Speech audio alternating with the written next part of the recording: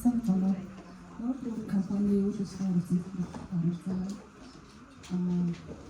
энэ бол зөвлөгөө олж авсан мэдлэгийг бол бараг хавдуулаад ярьчих боллоо. За тэгэхээр компанитай хариуцлага тавьчих хамтлагууд бол манай компани хошмны самрын төлөвлөлтөд 2015 оноос эхлээд үйл ажиллагаа явуулж байгаа. Одоо нэг 4000 метр квадрат үйлдвэрийн халдвартай 3 цэхэр дамжуулаад 20 гаруй шат дамжуулаад ингээд хошмны самрын төлөвлөлт үйлдвэрлэж байгаа. Нэг 55 ажилтнуудын компани байгаа. За энэ яг хошмны самрын ашиг гэсэн юм байна. Тэгээд манай бүтээгдэхүүн бол хотод хошин гэсэн хар сонголттой бүтээгдэхүүнүүд гаргадаг. За одоогийн байдлаар бид нар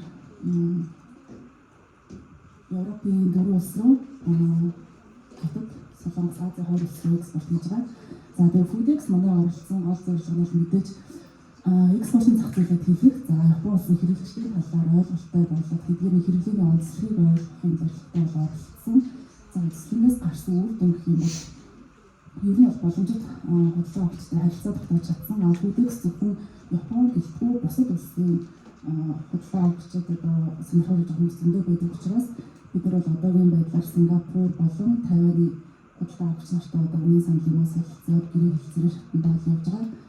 Энэс гадна нөгөө Япон улсын хил гайл болон хууль журмын талаар бол нэлээд хөрөнгө ойлголттой болсон. Манайд гарсан нэг асуудал нь юусэн гэхээр бид нөгөө бүтээгдэхүүнээ аваад ирэхдээ гаалаар ороод ургамлын хариу цэгээр ороод гарсан боловч дахиад хүнсний хариу цэг гэдэг шат амжилтыг бид одоо алгасаад өнгөрч гисэн байсан.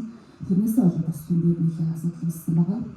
За тэр ер нь бол тэгэхээр Япон улсын хил гайл хууль журмын талаар бол маш одоо тодорхой ойлголттой болсон. Япон хүмүүсийн хэрэглээний онцлог ямар гэдэг нь тийм сав болоо бодол ямар байх ёстой вэ гэдэг талаар ойлголттой болж авсан.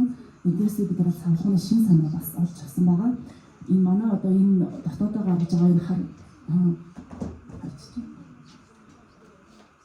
одоо энэ саналгаа Япон улсад бол ерөнхийдөө тохиромжгүй байсан. Одоо хэтэрхий ихээр савлсан байсан гэсэн. Монголчууд бол ер нь бол нөгөө бүтээгдэхүүний хэмжээ их байхад төвчтэй байдаг бол Япон улсад бол одоо манай 10 грамм 50 грамм савлгаа бол ерөнхийдөө тохиромжтой. Энэс дээшээ одоо тэр 300-351 кг савлгаа ерөнхийдөө Япон улсын зах зээлийг хэрэглэгчтэй онцлогтой хийцгүй байгаад олж харсан. Эндээс бид нар дараагийн шин савлганы санаанууд олж авсан байгаа. За энэ бол миний ярих нүдийг өмнөх хүмүүс маань ерөнхийдөө ярьчихсан учраас давхардуулж дахин яриад явах. Тэгээд олж авсан одоо шин санаа гарсан үр дүнг олж тавьсан танилцуулаад байна. За баярлалаа.